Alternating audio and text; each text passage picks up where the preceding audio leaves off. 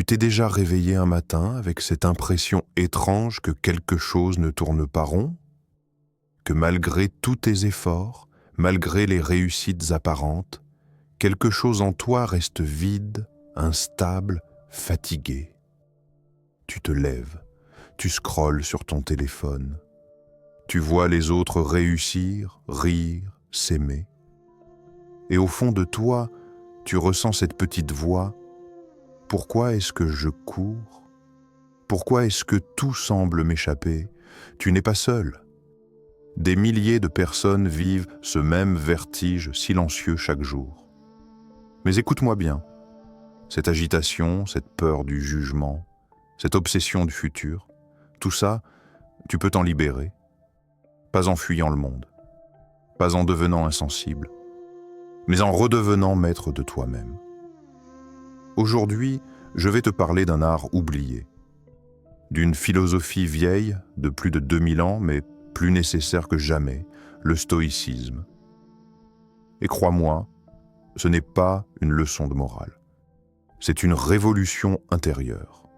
C'est la clé qui peut t'aider à te recréer en 2026. Alors reste bien jusqu'au bout, parce qu'on va plonger ensemble dans un voyage que peu osent entreprendre. Celui de la maîtrise de soi, de la liberté émotionnelle et du vrai bonheur. Le stoïcisme n'est pas une théorie poussiéreuse, c'est une arme.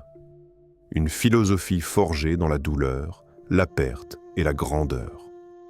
Marc Aurèle, empereur de Rome, écrivait chaque soir « Tu as pouvoir sur ton esprit, pas sur les événements extérieurs. Comprends cela, et tu trouveras la force. » Sénèque, lui, écrivait ses lettres dans la tourmente politique d'un empire en crise, et Épictète n'était même pas libre. Il était esclave. Et pourtant, il parlait de liberté intérieure. Parce qu'il avait compris ce que beaucoup d'entre nous oublient, la paix ne vient pas du monde. Elle vient de ta manière de le regarder. Et si tu veux changer ta vie, il faut commencer par changer ton rapport à ce que tu ne contrôles pas. Regarde autour de toi. Le monde entier te dit quoi faire, quoi penser, quoi désirer. Les réseaux sociaux te bombardent d'images de succès, de bonheur, de vie parfaite. Et toi, tu te compares, tu doutes, tu crois que tu n'en fais pas assez. Tu crois que ta valeur dépend de ce que les autres pensent de toi. Mais Épictète disait « Ce ne sont pas les choses qui troublent les hommes, mais l'opinion qu'ils s'en font. » C'est exactement ce qui nous détruit aujourd'hui.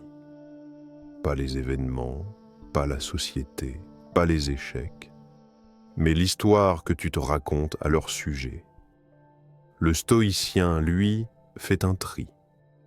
Il apprend à séparer le monde en deux, ce que je peux contrôler, ce que je ne peux pas contrôler, et tout commence là. C'est le cœur du stoïcisme. Tu ne peux pas contrôler ce que les autres pensent de toi. Tu ne peux pas contrôler la météo, les guerres, les crises économiques. Mais tu peux contrôler ta réaction. Tu peux choisir ton attitude. Tu peux décider de ne pas être esclave de la peur, de la colère ou de la comparaison. Tu veux reprendre le contrôle de ta vie? Commence par accepter que certaines choses ne dépendent pas de toi.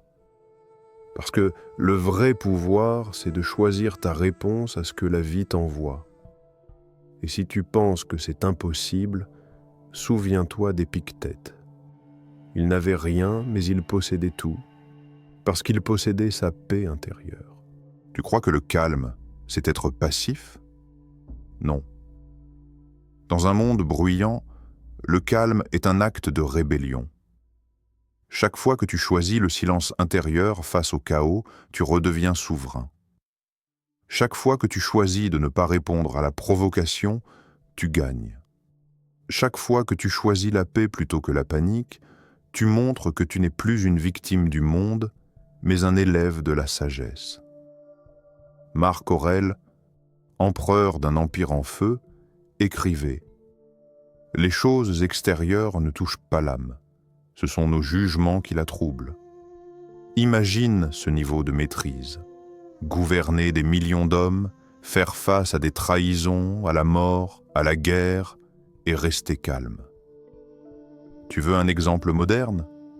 Regarde ces gens qui, dans une salle pleine de chaos, respirent profondément, observent et agissent seulement quand il le faut. Ce n'est pas de la froideur, c'est de la puissance. Ferme les yeux un instant, respire. Demande-toi, qu'est-ce que je suis en train de nourrir? Mon calme ou ma confusion? Chaque émotion est un choix, et ce que tu nourris grandit. Le stoïcisme t'apprend à réorienter ton énergie. Chaque fois que tu réagis à la colère, tu offres ton pouvoir à l'extérieur. Mais chaque fois que tu restes centré, tu le reprends. Voilà pourquoi le calme n'est pas faiblesse, c'est puissance concentrée. Et cette puissance, tu peux la cultiver chaque jour. La société moderne a fait du contrôle une illusion. On croit que tout dépend de nous, notre image, nos relations, nos performances. Mais plus on essaie de tout maîtriser, plus on s'enchaîne. Le stoïcien, lui, apprend à lâcher prise, pas à abandonner, mais à agir sans s'attacher aux résultats. Sénèque disait « Le sage est invincible, car il ne se bat que pour ce qu'il peut vaincre. » Ce détachement, c'est la vraie liberté. C'est le moment où tu cesses de mesurer ta valeur à travers les yeux des autres. Où tu comprends que ton bonheur ne dépend plus d'une promotion, d'un like ou d'une validation extérieure. Le stoïcien vit selon la vertu. Pas la perfection, non.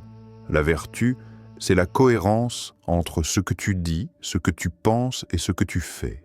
Quand tu vis selon tes principes, plus rien ne peut t'atteindre. Parce que tu n'as plus besoin de courir après les récompenses du monde. Tu te suffis à toi-même. Et si un jour tout s'effondre, tu restes debout. Parce que ta force ne dépend pas des circonstances. Elle dépend de toi.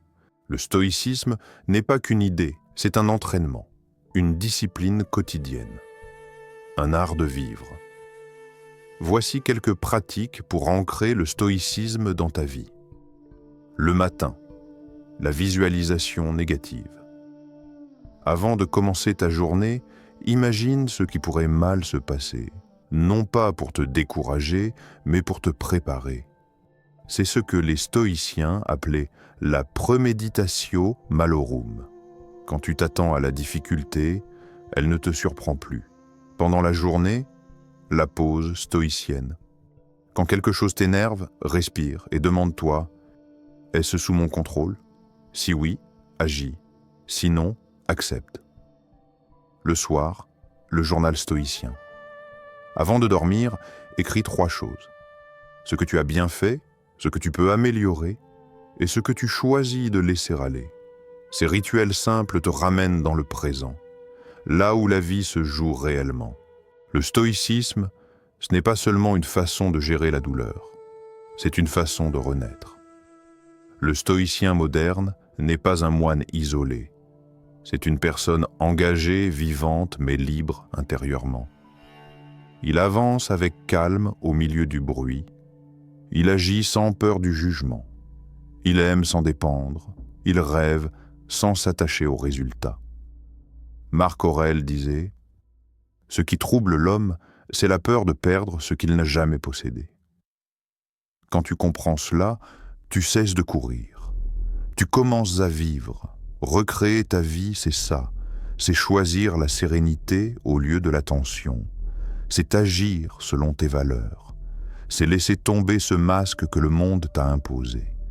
Et là, quelque chose de puissant se produit. Tu deviens entier. Tu redeviens toi. Le stoïcisme, c'est le chemin vers le meilleur de toi-même.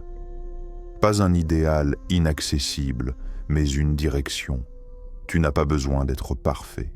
Tu dois juste être présent, conscient et aligné. Alors, pose-toi cette question. Es-tu prêt à ne plus courir après ce que tu ne contrôles pas? Es-tu prêt à vivre selon tes propres principes? Es-tu prêt à reprendre possession de ton esprit?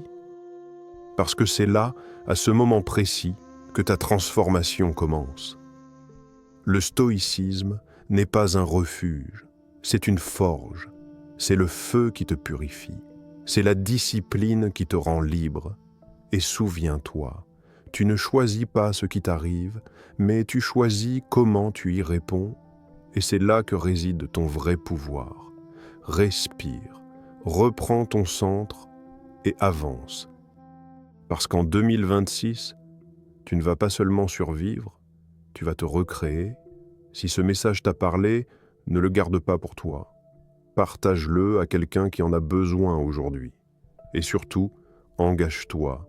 Dès demain matin, commence ton journal stoïcien. Une page, 3 phrases, un engagement. Et si tu veux continuer ce voyage intérieur, abonne-toi, active la cloche et rejoins cette communauté d'êtres humains qui ont décidé de ne plus subir, mais de vivre en conscience. Parce que le monde n'a pas besoin de plus de bruit, il a besoin de plus d'âmes calmes, fortes et éveillées. Alors fais le premier pas, le tien.